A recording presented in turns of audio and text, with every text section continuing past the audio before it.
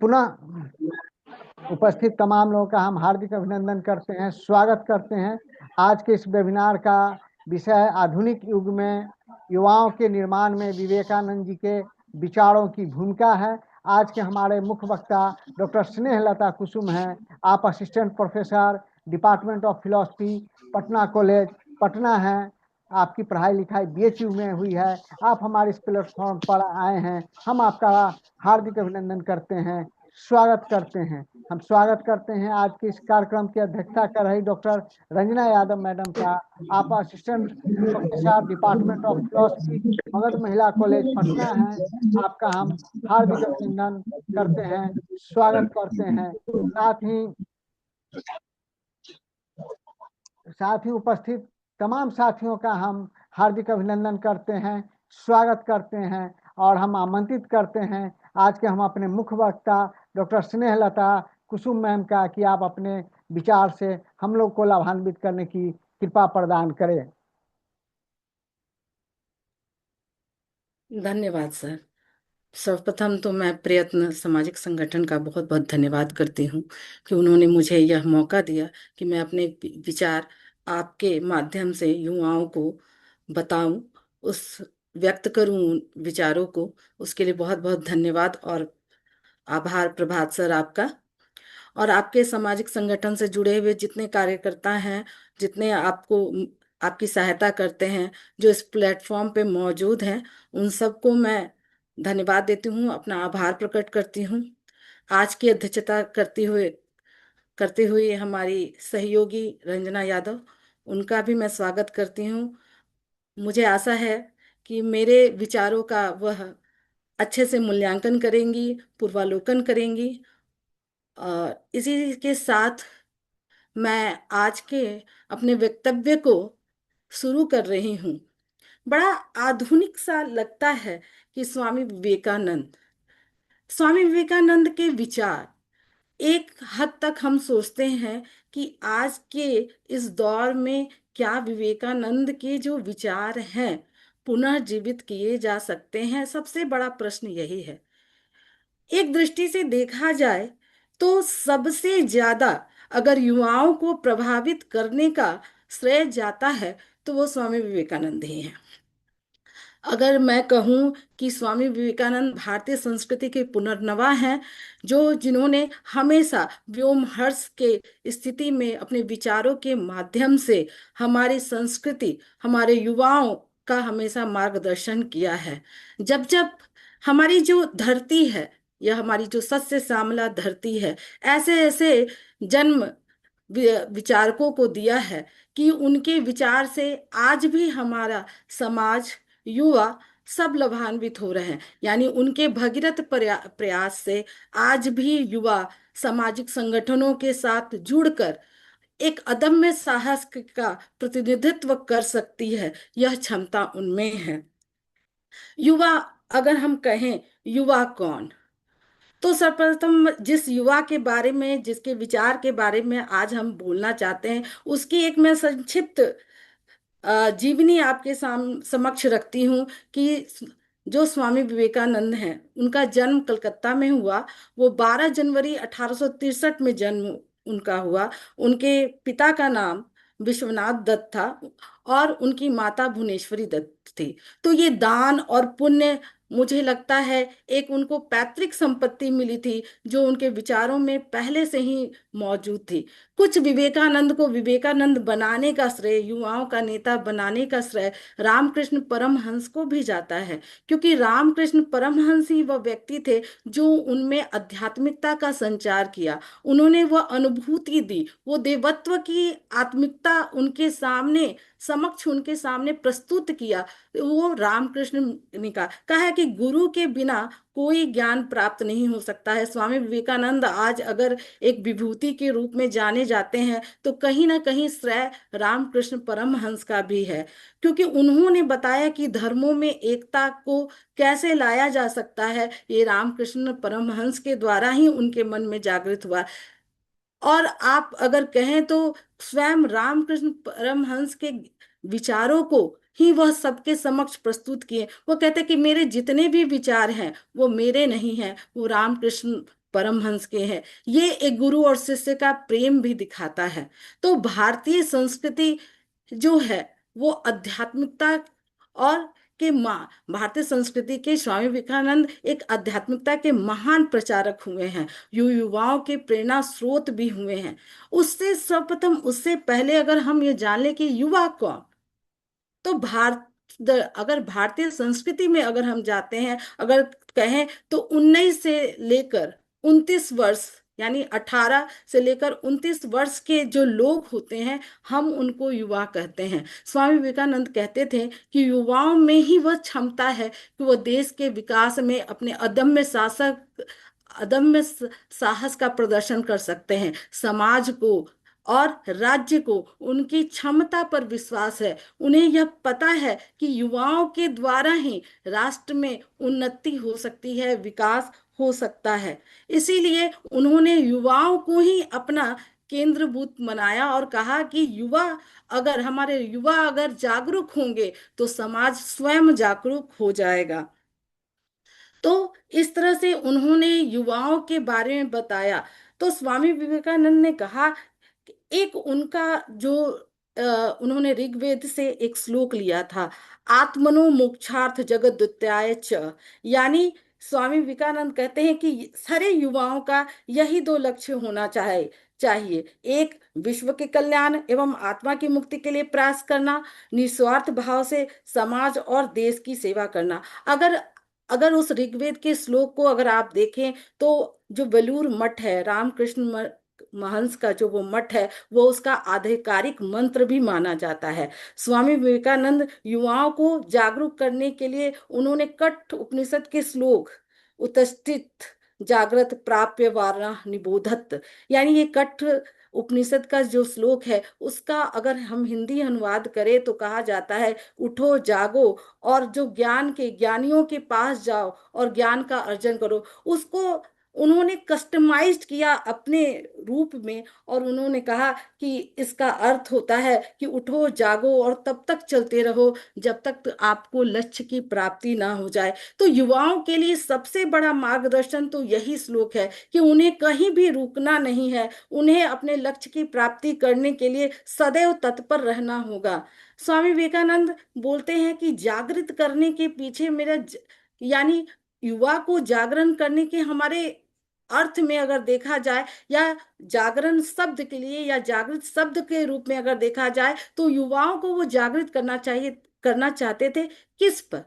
तो कहते हैं कि वह युवाओं को जागृत करना चाहते थे भारतीय प्राचीन संस्कृति की पुनः प्राप्ति के लिए। और यह जो भारतीय प्राचीन संस्कृति की पुनः प्राप्ति है, यहाँ उनका अर्थ था वेदांत से, वेदांत रूपी सनातन धर्म से। वो कहते हैं कि वेदांत में ही वह शक्ति है जो सारे एकात्मकता का बोध करा सकती है युवाओं में। वह बोध जो है वो केवल और केवल वेदांत की ही शक्ति। धर्म, वेदांती धर्म कहने का अर्थ केवल यह नहीं है कि वो केवल उसके वाय पक्ष की बात करें, क्योंकि वाय पक्ष जो है वो कर्म कांड है, अनुष्ठान है। लेकिन जब उसके सिद्धांतिक पक्ष को अगर हम देखते हैं तो हमारी संस्कृति ने वेदांत को दिया है, और वेदांत अपने मूलभूत स्वरूप में एकात्मकता का स्वरूप है, जो आप समाज की सभी समस्याओं में उसको लागू कर सकते हैं। वो कहते हैं कि यह जो है वह हमारे आध्यात्मिकता को भी जगाता है, हमारे आत्मिकता को भी जगाता है। यानी आध्यात्मिक और आत्मिक क्षमता का विकास करने का श्रेय जो है वह केवल और केवल वेदांत में ही है।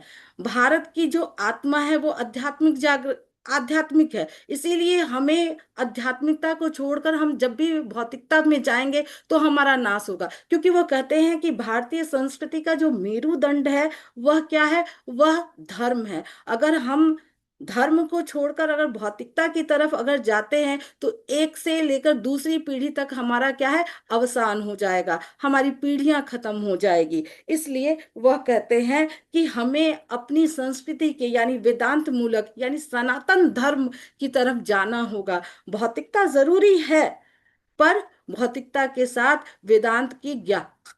वेदांत का ज्ञान भी उतना ही आवश्यक है।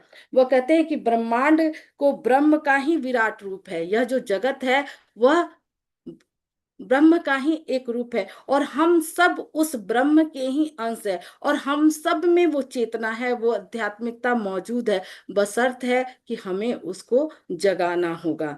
और वो कहते हैं, और यह जागरण तभी संभव है, विकास तभी संभव है, जब प्रत्येक व्यक्ति यानी प्रत्येक युवा, भारत का प्रत्येक व्यक्ति अपनी सहभागिता राष्ट्र के विकास में सुनिश्चित करेगा।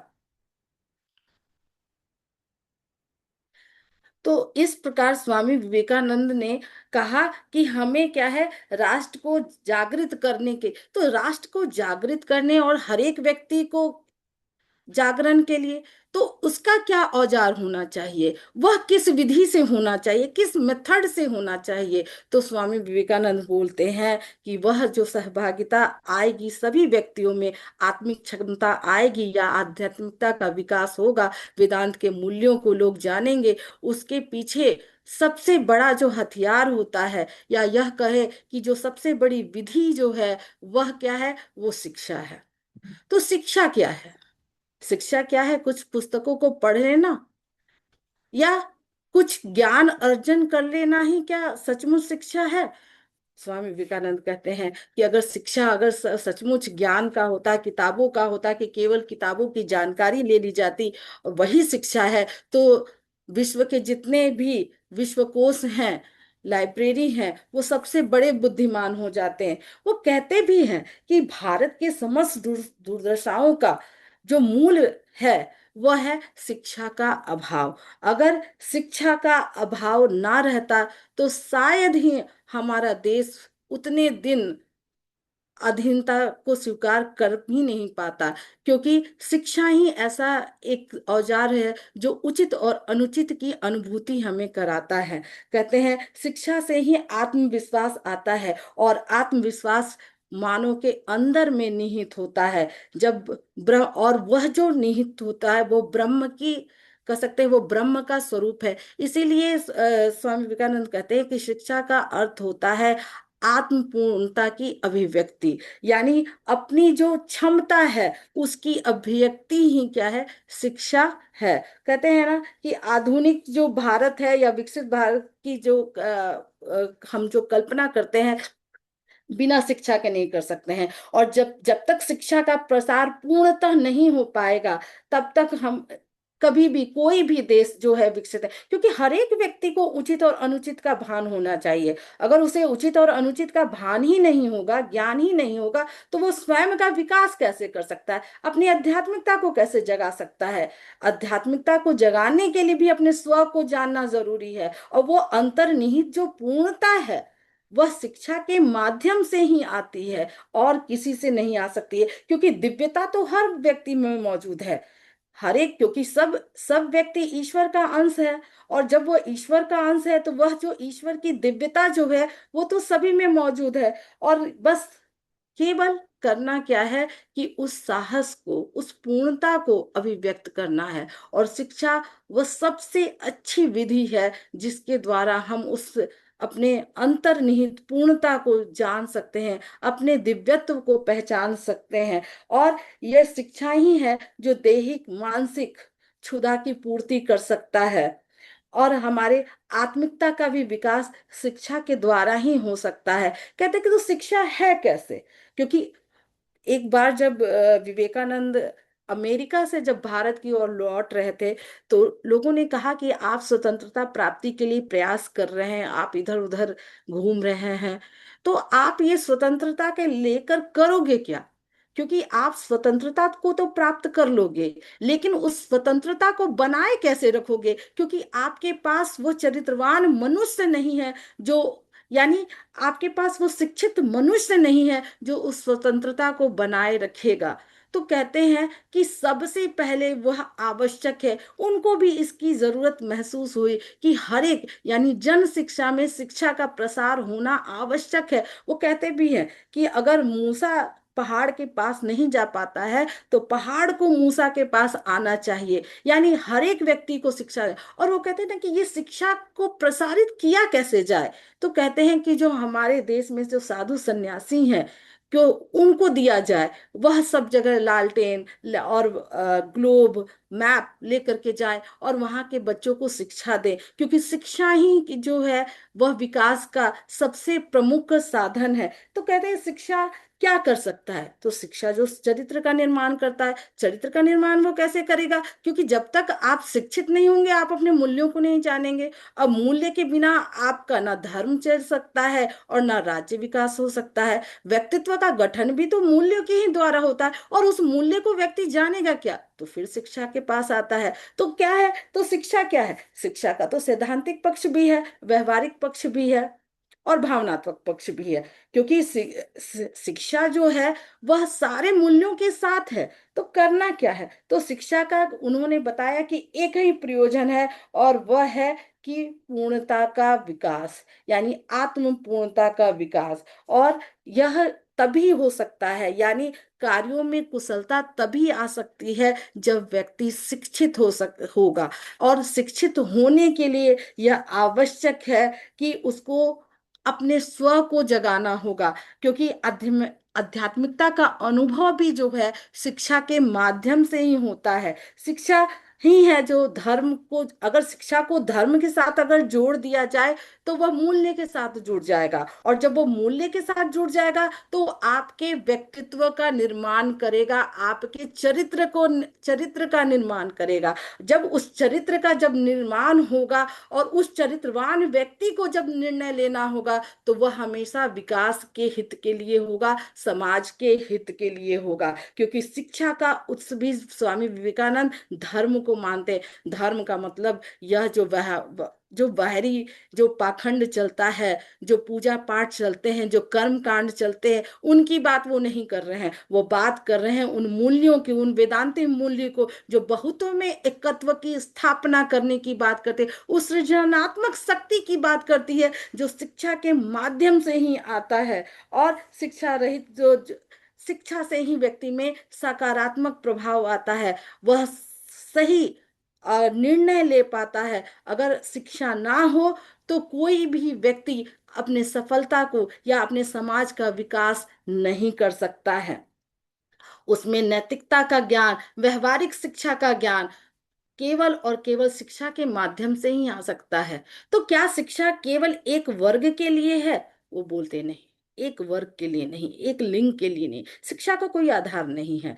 शिक्षा किसको मिलनी चाहिए, नहीं, शिक्षा सबको मिलनी चाहिए। अगर हम कहें कि शिक्षा केवल युवकों के लिए है, युवतियों के लिए नहीं है, तो यह क्या है, ये बिल्कुल का कोई भी पक्षी एक पंख को लेकर उड़ ही नहीं सकता है। अगर वो एक पंख को लेकर उड़ता तो समाज का विकास या ध्येय जो होता है एक व्यक्ति पर ही समाहित हो जाता। बिल्कुल ऐसा नहीं है। इसलिए वो कहते हैं कि युवतियों की भी शिक्षा यानी बालिका शिक्षा का भी, उसने उन्होंने कहा कि बालिका शिक्षा भी महत्वपूर्ण है, लेकिन उसका निर्णय आप नहीं ले सकते हैं।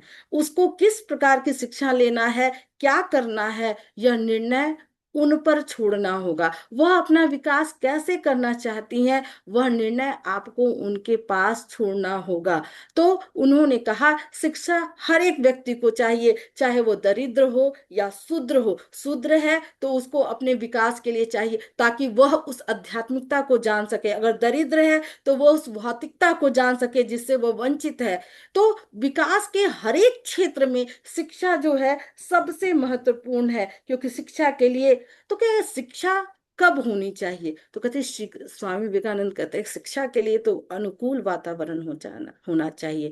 जब आपको बता दूं कि जब वो रामकृष्ण परमहंस के साथ जब उनको आध्यात्मिकता की जब शिक्षा मिली थी, तो उसी समय उन्होंने क्या आपके पाश्चात्य वस्त्रों का त्याग करके गेरुआ वस्त्र उन्होंने धारण कर लिया था, क्योंकि उनको ऐसा लगा कि हमारी भारतीय संस्कृति के मूल में इतने रत्न है, इतने रत्न है कि वह अगर किसी को मिल जाए तो विकास के पूर्णता पे वो जरूर पहुंच सकता है, मूल्यों के शुभत्व को वो जरूर प्राप्त कर सकता है। तो उन्होंने कहा कि वातावरण अनुकूल होना चाहिए, शिक्षा के लिए ब्रह्मचर्य होना चाहिए, केवल ज्ञान अर्जन करना नहीं, उसके मूल्यों को समझना बहुत जरूरी। आज के युवा जो हैं, शिक्षा शिक्षा शिक्षा शिक्षा, उनके हर केंद्र में शिक्षा है पर मूल्य नहीं है।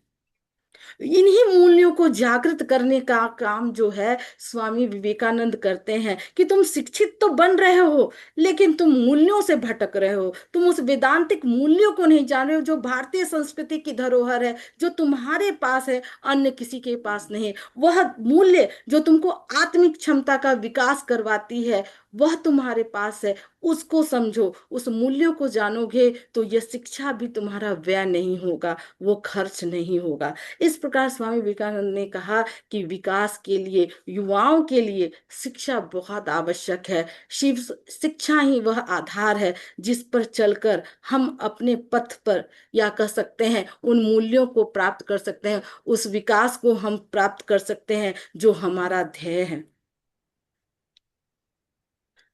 तो आज के युवाओं का सबसे बड़ी समस्या क्या है? तनाव। हर एक बात में तनाव, तनाव। हम तकनीकी और प्रौद्योगिकता के युग में हैं, और आप जान लीजिए आज हम मंगल ग्रह पे पहुंच चुके हैं, सीमाएं सिकुड़ रही हैं। हम एक जो बहुत पुराने मित्र हैं सोशल मीडिया पर, उनसे भी टच पे हो जाते हैं। मतलब हमें सोशल मीडिया, फेसबुक, व्हाट्सएप, इतनी तकनीकी दुनिया मिली है, लेकिन आप नहीं जानते हैं कि यह तकनीकी जो है अपनी चतुराई से आत्मघात कर रहा है।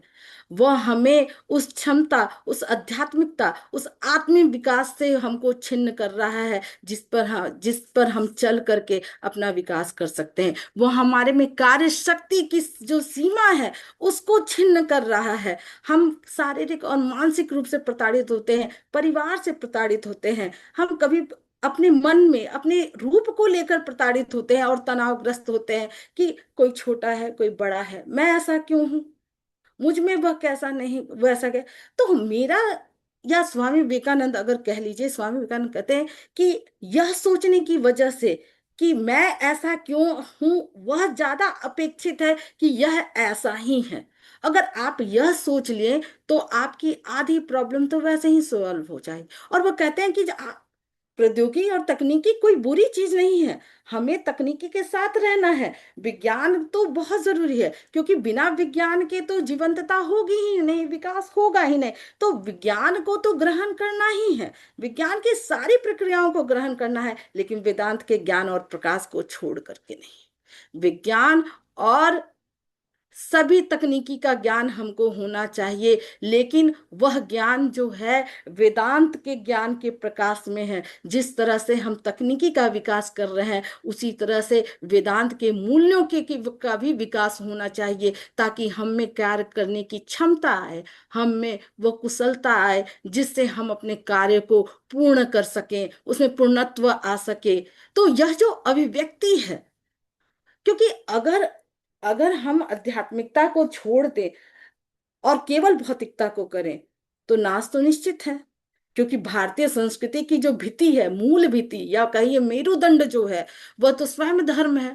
धर्म की बात जब भी कर रहे हैं यहाँ पे, तो आप धर्म को कर्म कांड से बिल्कुल मत लीजिएगा युवा। धर्म का मतलब ही है यहाँ वेदांत मूल्यों से है, उस सनातन मूल्यों से है जो आज भी बरकरार है, आज भी हमारे धरोहर हैं। तो हम उस मूल्यों की बात कर रहे हैं। और कहते हैं स्वामी विवेकानंद कि विज्ञान और अध्यात्म को जोड़कर जब हम प्रकृति को समझने का प्रयास करेंगे तो हम उसको बहुत अच्छी तरह से समझ सकते हैं। प्रॉब्लम है, उन्होंने कहा कि जब आखिर हमारे समाज में या युवाओं के बीच में जो तनाव होता है, जो तोड़ फोड़ हो रही है, लोग स्कूल नहीं जाना पसंद कर रहे हैं, छोटे छोटे बातों पे झगड़ा कर रहे हैं, उसके पीछे क्या है?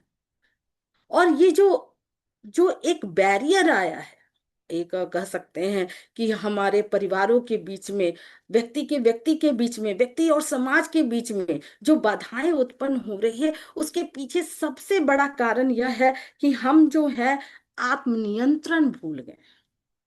यह जो आत्म एक बार रील देखना स्टार्ट किए तो बस 2 घंटा रील देखे जा रहे हैं, देखे जा रहे हैं, देखे जा रहे हैं। उसका कोई औचित्य नहीं है, पर उसको देखे जा रहे हैं, क्योंकि हम में अपना आत्मनियंत्रण ही नहीं है। जिस समय हम आत्मनियंत्रण का जीवन जीना स्टार्ट कर देंगे, प्रारंभ कर देंगे, उस दिन हमारी आधी समस्याओं का समाधान हो जाएगा।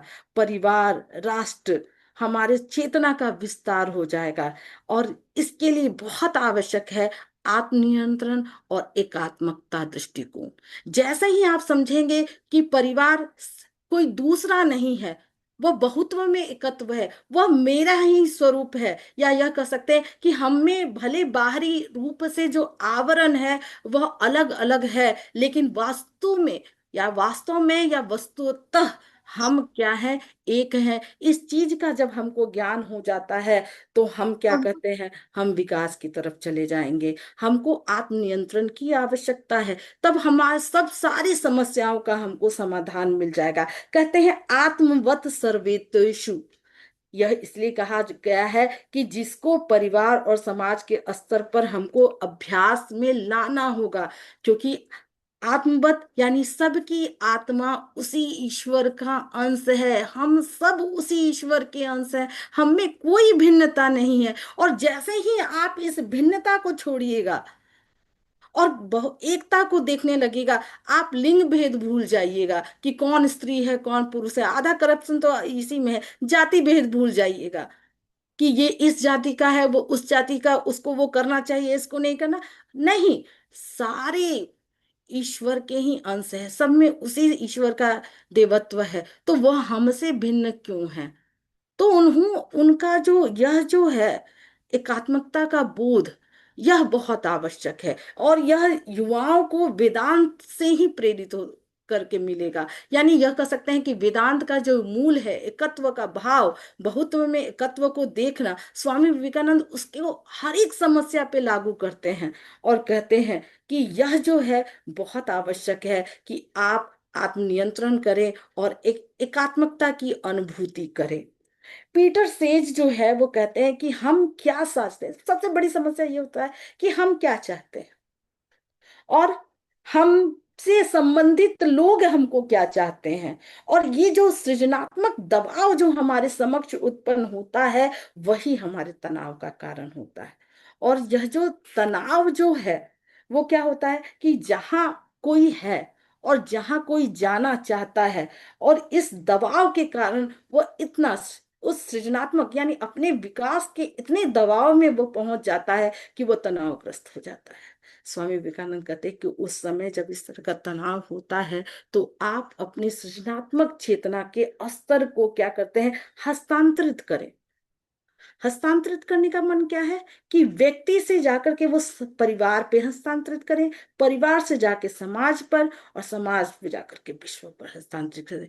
तो आप जैसे ही उस दबाव को हस्तांतरित करेंगे कि क्या मेरे लिए आवश्यक है, मेरे लिए क्या आवश्यक है, परिवार के लिए क्या आवश्यक है, समाज के लिए आवश्यक है, तो समस्याएं वैसे ही दूर हो जाएगा, दबाव वैसे ही आपका कम हो जाएगा। तो अब इन सब की जो है, ये दबाव कम करना, ये एकात्मकता की अनुभूति, ये बहुत्व में एकत्व की अनुभूति आएगी कैसे। तो कहते हैं चरित्र का निर्माण करना होगा। तो चरित्र का निर्माण कैसे करना होगा, तो बोलते हैं कि सबसे पहले जितने युवा है उसमें अपने साहस का भाव को जगाना। ये जो हीन भावना है कि मैं ऐसा क्यों हूं, मैं पढ़ने में तेज नहीं हूं, मैं दिखने में अच्छी नहीं हूं, तो यह जो हीन भाव है वो उसके कार्य क्षमता को बाधित करता है। तो स्वामी विवेकानंद कहते हैं कि साहस को जगाना है। साहस को इसलिए जगाना है क्योंकि जैसे ही आप में अदम्य साहस, कहते हैं स्वामी विवेकानंद कहते हैं कि युवाओं में बहुत साहस होता है। वह इतना साहस होता है कि समुद्र के तल से मोती निकाल के ले आए, और ये युवा ही कर सकते हैं। तो कहते हैं कि साहस, तो उनको एक व्यक्ति ने आकर, युवा ने आके कहा कि स्वामी विवेकानंद, मैं तो गीता पढ़ना चाहता हूँ, आप मुझे गीता समझा दीजिए। तो कहते हैं कि मैं तुमको गीता समझा दूंगा, उससे पहले तुम फुटबॉल खेल करके आओ। और जैसे ही तुम वह खेल के आओगे, तुम उस चीज को समझ जाओगे, तुम गीता समझ जाओगे। तो यह कहने का मतलब है कि व्यक्ति में जो हीन भावना है, युवाओं में जो हीन भावना है, अपने रूप को लेकर के, अपने ज्ञान को लेकर के, अपने परिवार को लेकर के, अपने जाति को लेकर के जो हीन भावना है, उसको सबसे पहले दूर करना होगा। अपने राज्य को लेकर के जो हीन भावना है, भारत को लेकर के जो हीन भावना है कि भारत में तो कुछ ही नहीं है, तो ये जो हीन भावना है, उसको हटाना है। हीन भावना को हटाना ये अदम्य साहस का कार्य है, और उसे हर व्यक्ति नहीं कर सकता है, ये युवा कर सकते हैं, क्योंकि उसमें अदम्य क्षमता है। आप चरित्र का निर्माण कर सकते हैं जब आप अनुशासन हो, क्योंकि कोई भी व्यक्ति कोई भी ज्ञान अगर प्राप्त करना चाहता है, तो उसके लिए यह बहुत आवश्यक होता है कि वह अनुशासन में रहे, क्योंकि अनुशासन से ही आपकी आत्मिक चेतना जो है वो जागृत होती है, आपका आध्यात्मिक विकास होता है। आत्म संयम एवं सेवा भावना पर बल। आप में जितना आत्म संयम होगा, वो कहते भी हैं, स्वामी विवेकानंद भी कहते हैं कि आत्म संयम बहुत आवश्यक है। अगर व्यक्ति में आत्म संयम नहीं रहेगा, इसीलिए तो जब शिक्षा की पहले जब बात होती थी, तो ब्रह्मचर्य की बात कही जाती थी कि हर एक व्यक्ति जो शिक्षा को प्राप्त करना चाहे, उसके लिए सबसे ज्यादा जरूरी है ब्रह्मचर्य, क्योंकि ब्रह्मचर्य से ही एकाग्रता आती है। और जब एकाग्रता आती है, तो विषयों को समझना बहुत आवश्यक हो जाता है। तो ब्रह्मचर्य का मतलब भी होता है अपने इंद्रियों को एक जगह एकत्रित करना, एक विषय पे एकत्रित करना। और सेवा का भाव तो सबसे आवश्यक है। इसीलिए स्वामी विवेकानंद ने दरिद्र नारायण की जो बात कही थी, उन्होंने कहा कि वह व्यक्ति जो भूखा है, उसके पास आप धर्म को प्रचारित नहीं कर सकते हैं, आप उसमें आध्यात्मिकता को प्रचारित नहीं कर सकते हैं। वह इसलिए आप वहां पे धर्म नहीं ले जा सकते हैं, आध्यात्मिकता नहीं ले जा सकते हैं, क्योंकि वह अन्न में ईश्वर के अंश को देखना चाहता है। इसलिए जो भूखा है, आप उसका अपमान न करें, आप उसको अन्न के द्वारा ईश्वरत्व को समझाएं। तो इस तरह से उन्होंने दरिद्र नारायण का भी भाव लोगों में जगाने की आवश्यकता को महसूस किया, और कहा कि हम सब में एक सेवा का भाव होना आवश्यक है। आत्मविश्वास, युवा जो है वह आत्मविश्वास कब बनेंगे, आत्मविश्वासी कब होंगे? तो कहते हैं कि युवा आत्मनिर्भर तभी होंगे जब वो आत्मविश्वासी होंगे। क्योंकि नौजवानों को चाहिए कि वह जो अपने अंदर की दुर्बलता है, उसका वह त्याग करे, और अपने में वह आत्मविश्वास को जगाए। क्योंकि जब वह आत्मविश्वास को जगाएंगे, तभी वह अपने संस्कृति और देश प्रेम की भावना से उद्बुद्ध होंगे, या कह सकते हैं उससे ओतप्रोत हो पाएंगे। आत्मनिर्भरता, विवेकानंद का मानना है कि यदि भारतीय अपनी विभिन्न समस्याओं का समाधान ढूंढना है, तो उन्हें आत्मनिर्भर बनना ही होगा।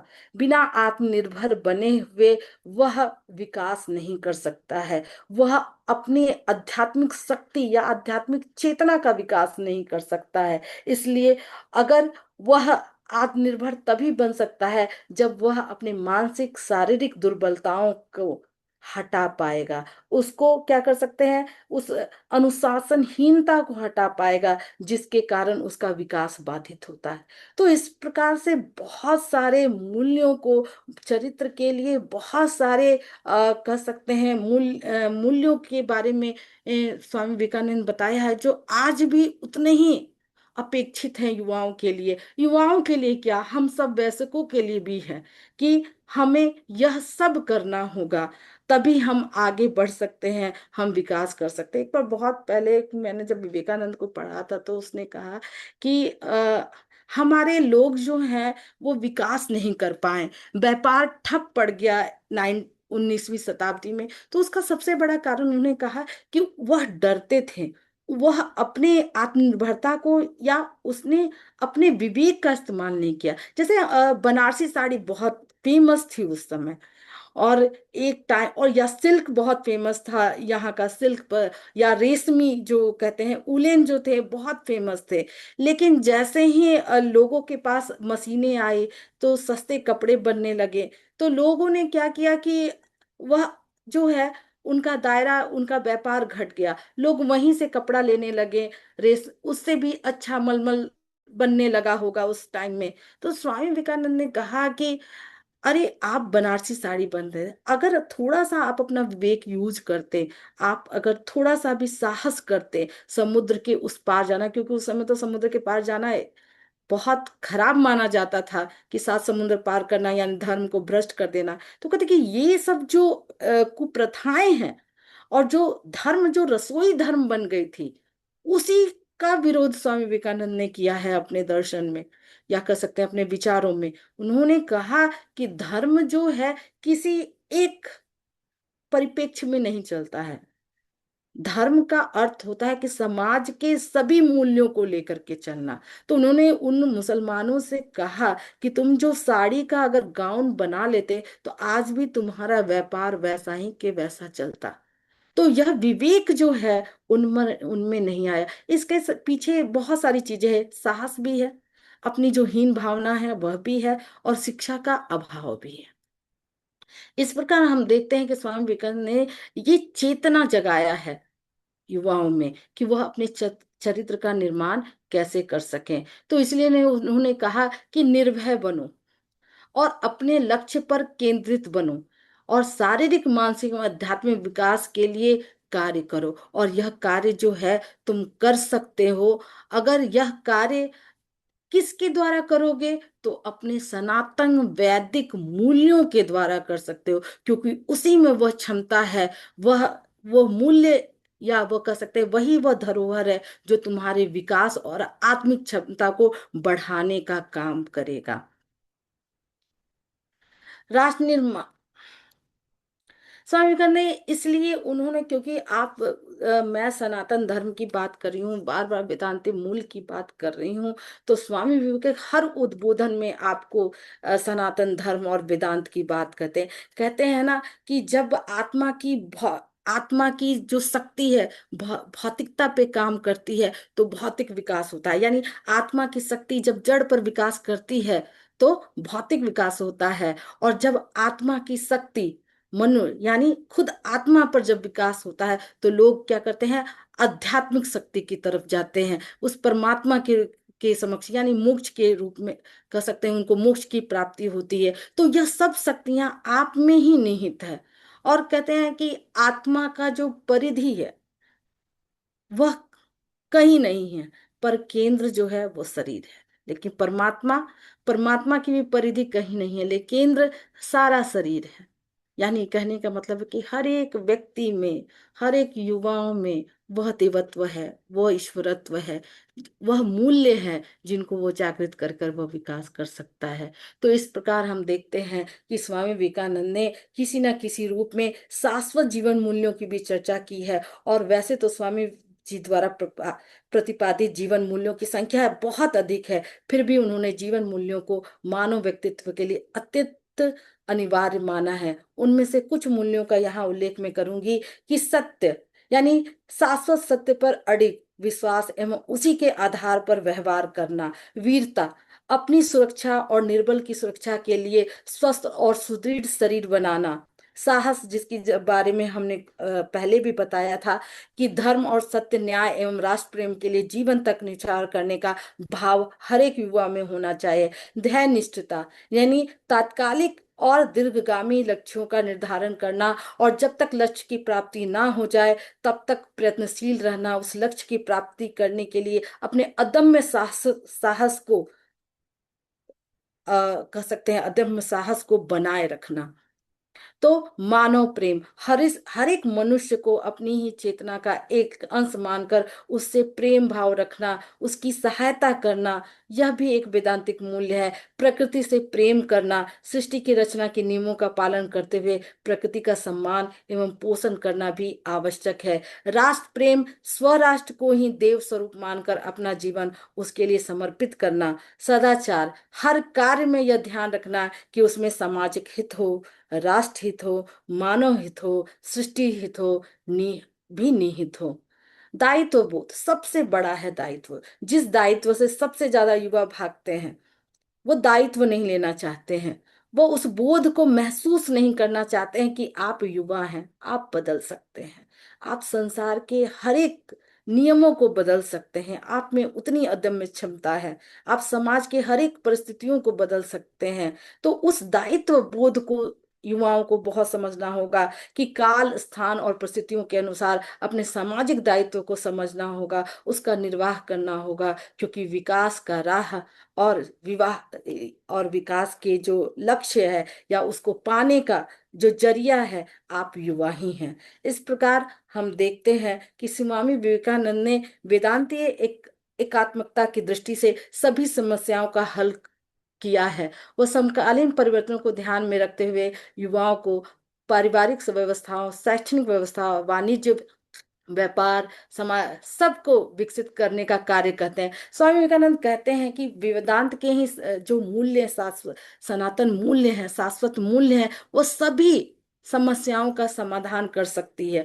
और इस प्रकार हम देखते हैं, वो कहते भी हैं कि हमारे पास मतलब जो शाश्वत सिद्धांत है, वो समय के साथ प्रासंगिक परंपरा और व्यवस्थाओं की सीमा का रेखा बनाई गई थी। क्योंकि हम देखते हैं कि श्रुति और स्मृति, हमारा सनातन धर्म हमेशा आगे बढ़ सका है क्योंकि हम दो तरह के चलते हैं, क्या व्यवस्था होनी चाहिए और क्या करनी चाहिए। ये हमेशा भारतीय संस्कृति में आपको हमेशा मिलेगा। और सबसे बड़ा भारतीय संस्कृति की सबसे बड़ी जो देन है, या कह सकते हैं वेदांतिक धर्म या सनातन धर्म का, उसका लचीलापन, कि वो सबको अपने आप में समाहित कर लेता है, किसी को भी नहीं छोड़ता है। वह सब धर्मों को भी अपने में समाहित कर लेता है और समाज के प्रत्येक व्यक्ति को भी अपने में समाहित कर लेता है। जो ये एकत्व का भाव जो है ना, यह वेदांत का ये जो शाश्वत मूल्य है, युवाओं को सबसे ज्यादा प्रेरणा देने वाला वही मूल्य है। इस तरह से हम देखते हैं कि अगर आप में सृजनात्मक अगर दृष्टि है और एकात्मक मूल्य है, तो आप जो है देश के लिए, समाज के लिए एक एक अच्छे समाज के विकास की नींव आप रख सकते हैं। धन्यवाद। बहुत बहुत धन्यवाद मैडम, आपके प्रति हम आभार प्रकट करते हैं।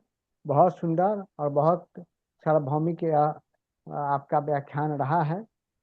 इससे हम तमाम युवा एवं कार्यकर्ताओं को, सामाजिक कार्यकर्ताओं को लाभ मिलेगा। हम आपके प्रति प्रयत्न परिवार की ओर से धन्यवाद देते हैं, आभार प्रकट करते हैं।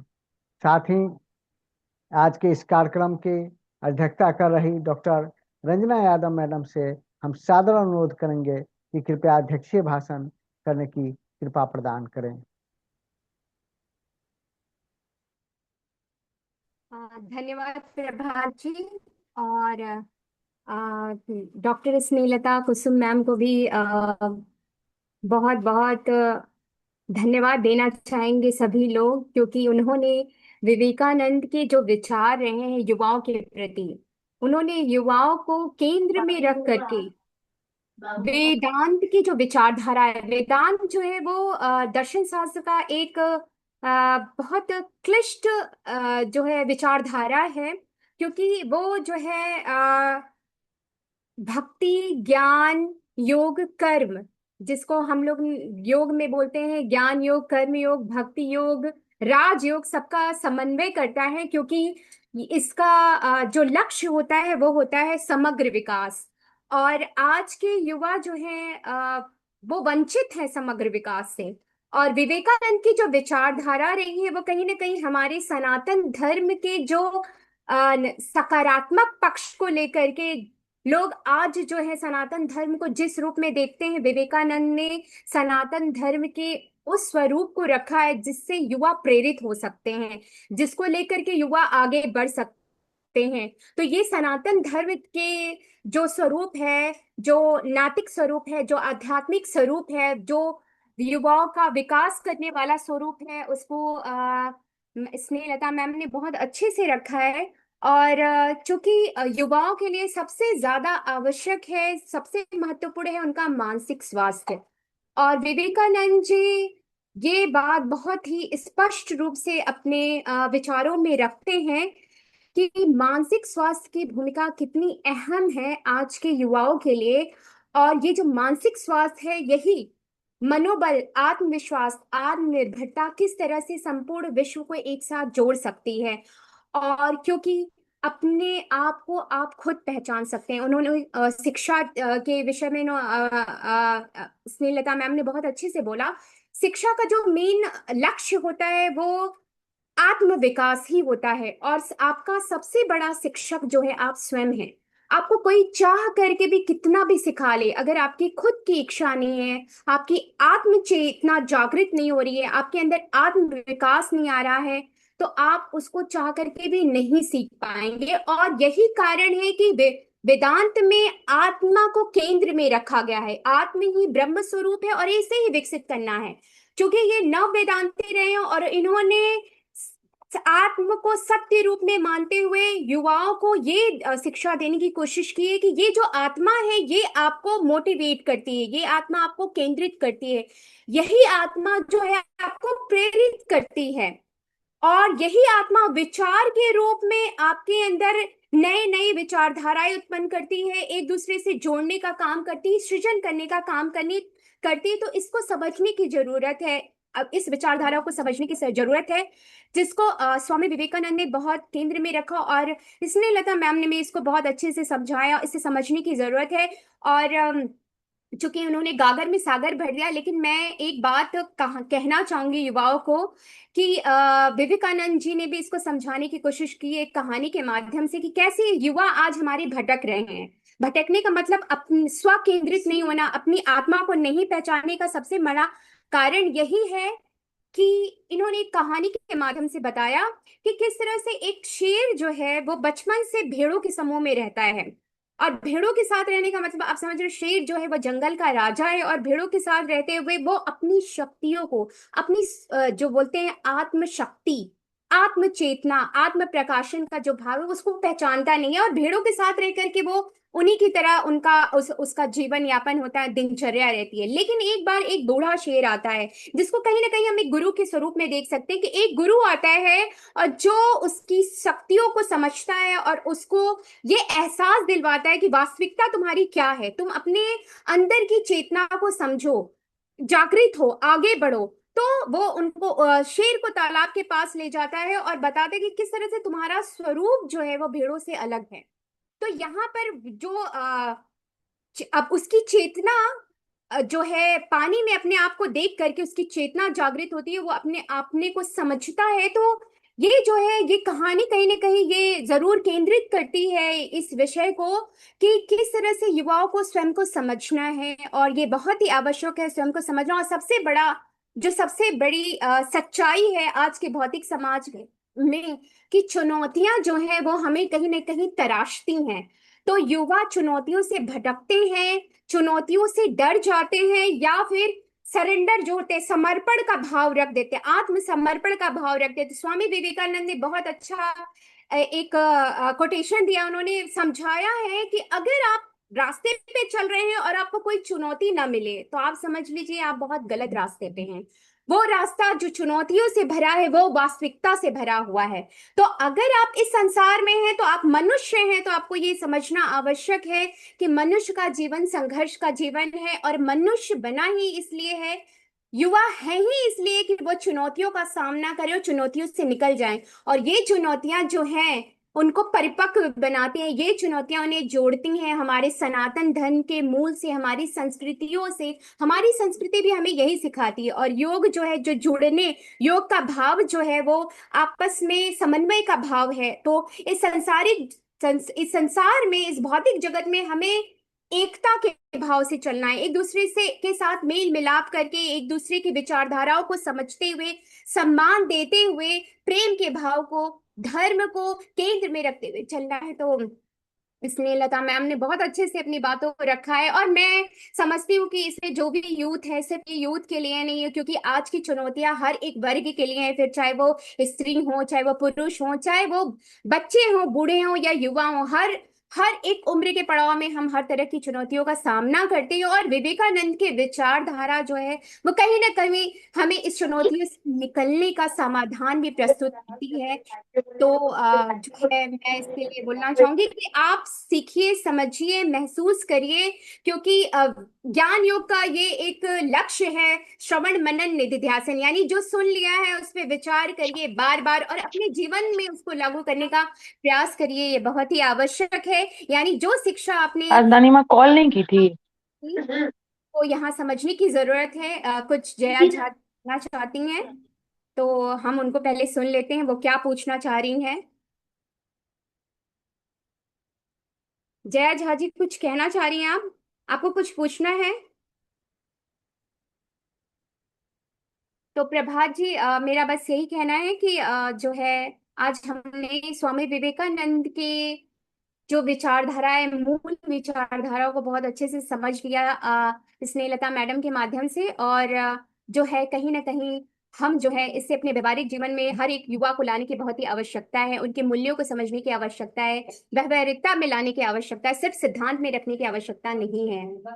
तो बहुत बहुत आपको भी धन्यवाद कि आपने मुझे अध्यक्षीय भाषण करने के लिए आमंत्रित किया और कहीं ना कहीं विवेकानंद को फिर से सुनने का एक मौका भी दिया। आपके प्रति हम आभार प्रकट करते हैं प्रयत्न परिवार की ओर से कि आप इस वेबिनार में की अध्यक्षता करने को स्वीकार किए और बहुत सुंदर अध्यक्षता आपका हुआ। हम आपके प्रति आभार प्रकट करते हैं। साथ ही उपस्थित तमाम साथियों की ओर से, प्रयत्न परिवार की ओर से हम वक्ता आदरणीय स्नेहलता कुसुम मैडम को यह स्मृति चिन्ह सादर समर्पित करते हैं। आपसे आग्रह है कि कृपया इसको स्वीकार करने की कृपा करें। जब हम लोग मिलेंगे तो आपको समर्पित करेंगे। बहुत धन्यवाद सर, पूर्णतः स्वीकारित है यह, क्योंकि आपके जो सामाजिक संगठन है वो युवाओं के लिए है। तो राधा कृष्णन भी कहीं ना कहीं युवा से जुड़े हुए थे और शिक्षा से जुड़े थे, इसलिए हाँ, शिक्षा हम से भी शिक्षा को जुड़े हुए थे। जी। और साथ ही आज के इस कार्यक्रम की अध्यक्षता कर रही आदरणीय डॉक्टर रंजना यादव मैडम को भी हम तमाम श्रोतागण और प्रयत्न परिवार की ओर से इसको हम सादर समर्पित करते हैं। कृपया स्वीकार करने की कृपा करें मैम। बहुत बहुत धन्यवाद प्रभात जी। और विवेकानंद के पास जो है हमारे भारतीय दार्शनिक परंपरा के बहुत बड़े विद्वान रहे हैं, जिन और इन्हीं को हम शिक्षक जो है बहुत याद करते हैं, क्योंकि ये हमारे प्रेरणा है। तो बहुत बहुत धन्यवाद आपको। अब उपस्थित साथियों में से किन्हीं के मन में अगर कोई प्रश्न है तो एक दो मिनट में अगर हम इसको पूरा कर सके तो बड़ी कृपा होगी, और उसके बाद धन्यवाद ज्ञापन के साथ ही यह कार्यक्रम समाप्ति की ओर जाएगी, पूर्णाहुति की ओर जाएगी। तो उपस्थित साथियों में से किन्हीं को मन में कोई प्रश्न है तो कृपया आप पूछने की कृपा प्रदान करें।